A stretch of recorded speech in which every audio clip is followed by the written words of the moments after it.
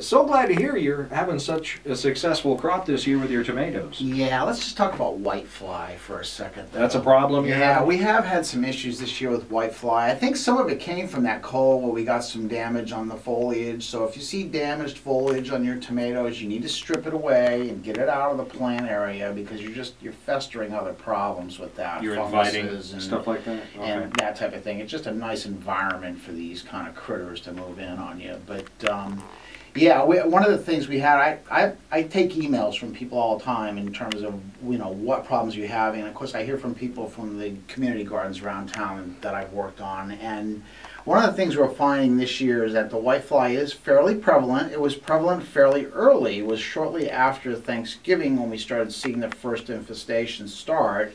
And a lot of times predators will take care of them for you. We don't have to treat for a whitefly, but this year for some reason we're having this issue. So my suggestion is to use a good insecticidal soap solution and use it repeatedly. You cannot expect to get rid of whitefly in one application. There's no, it doesn't matter what kind of chemical you put on there. So what, like every 3 days? Most of them treat the adult and not the larva, and basically they stay behind and they'll continuously rehatch. You'll notice these they're a little white speck on the back of the lower leaves. They're crawling at first, and then they metamorphose into these little flies, which at that point they can take off. Well, a lot of people use contacts, little contact paper, sticky boards or whatever you want to call them.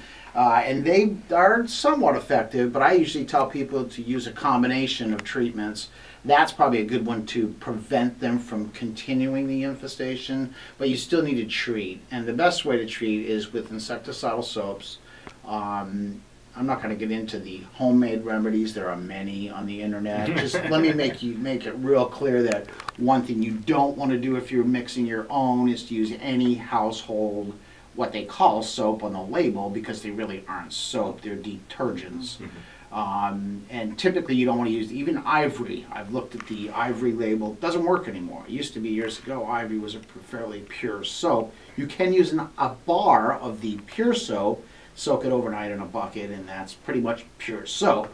Go on the internet, there's lots of different remedies for this sort of thing, how to mix this stuff up. But my recommendation is, if you're going to mix your own, use a what's called Castle soap. You can find it, is it Castle? Yeah, I believe it is Castle soap, which is a pure soap that you can get in the hardware store has it, I know.